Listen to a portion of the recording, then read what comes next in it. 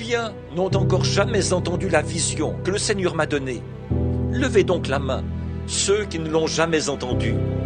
Frère Neville, tu as là ta petite brochure peut-être, que tu pourrais juste leur lire ça, ici, pendant un instant ou deux. Je crois que ça se trouve juste ici, si tu veux bien. L'autre matin, j'étais étendu sur mon lit. Je venais de sortir du sommeil. J'avais placé mes mains derrière ma tête et je me reposais, la tête appuyée contre l'oreiller. Alors, j'ai commencé à me demander comment ce serait de l'autre côté. Je me rendais compte que, si je vivais aussi vieux que les miens, j'avais déjà vécu plus que la moitié de ma vie. Et je voulais faire plus pour le Seigneur avant de quitter cette vie.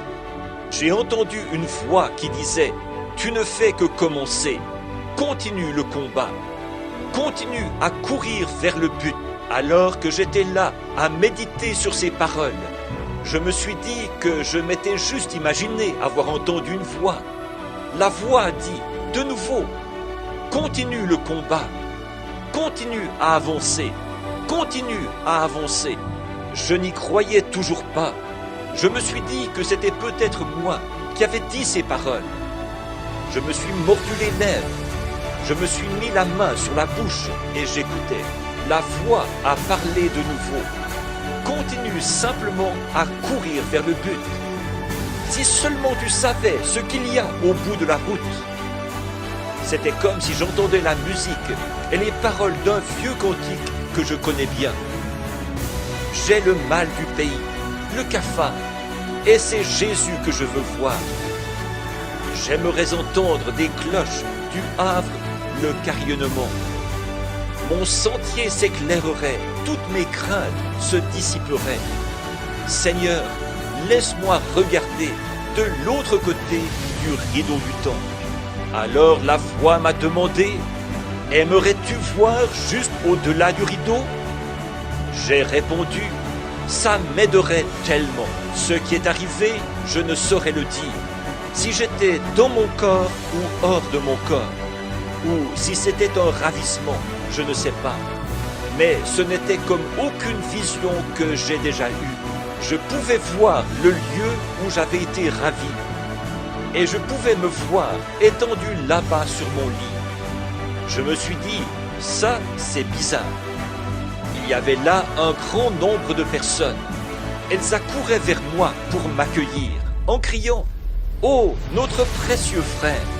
D'abord, des jeunes femmes sont venues. Elles avaient l'air d'être au début de la vingtaine, et elles m'étreignaient en disant « Notre précieux frère !» Des jeunes hommes, dans toute la splendeur virile de la jeunesse, les yeux étincelants comme des étoiles au plus sombre de la nuit, les dents blanches comme des perles, ils m'étreignaient en disant « Notre précieux frère !» Alors j'ai remarqué que j'étais moi aussi redevenu jeune. Je me suis regardé là et je me suis retourné pour regarder mon vieux corps étendu sur le lit, les mains derrière la tête. J'ai dit « Je ne comprends pas ». Je me suis mis à essayer de comprendre quel était ce lieu où j'étais. Et alors, j'ai commencé à prendre conscience qu'il n'y avait pas d'hier et pas de demain là-bas. Personne ne semblait se fatiguer. Alors qu'une multitude de jeunes femmes, les plus belles que j'ai jamais vues, me sautaient au cou, j'ai constaté qu'il y avait seulement un grand sentiment d'amour qui m'envahissait, sans aucune attraction physique, comme c'est le cas dans le comportement humain. J'ai remarqué que ces jeunes femmes avaient toutes les cheveux qui leur descendaient jusqu'à la ceinture et que leur jupe leur arrivait à la cheville.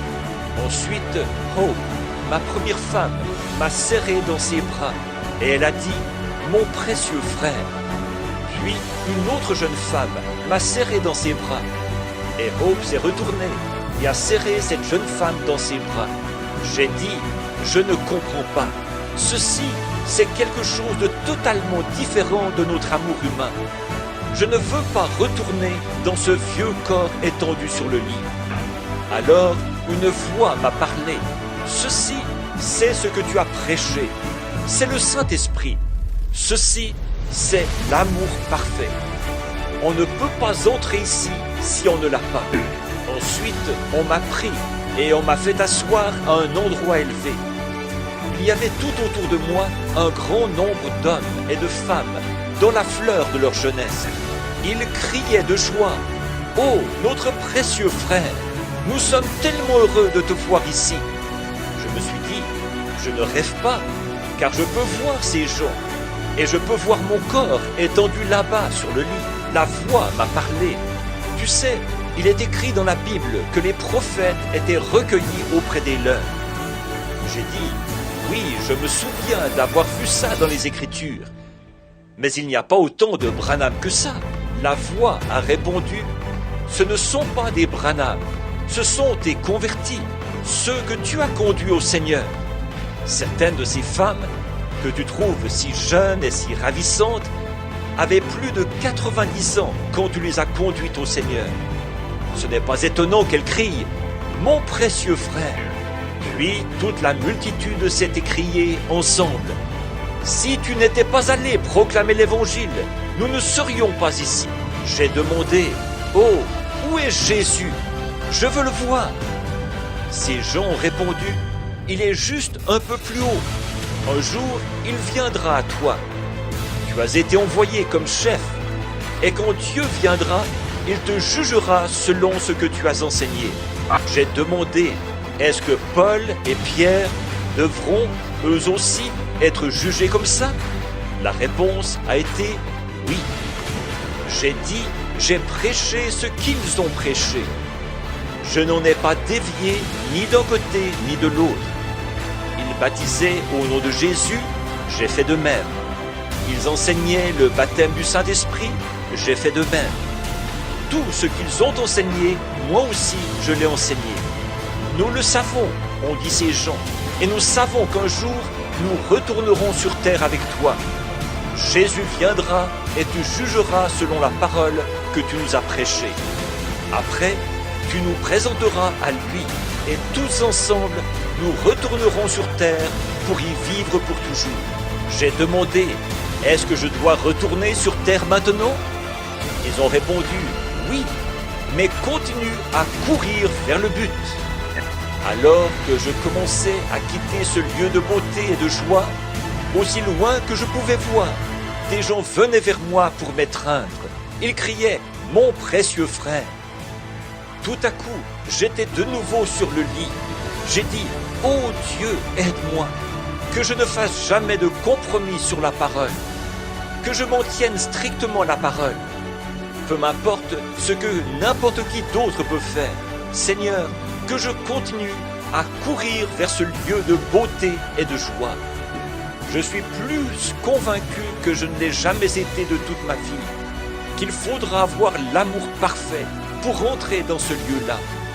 Il n'y avait pas de jalousie, pas de fatigue, pas de maladie, pas de vieillesse, pas de mort.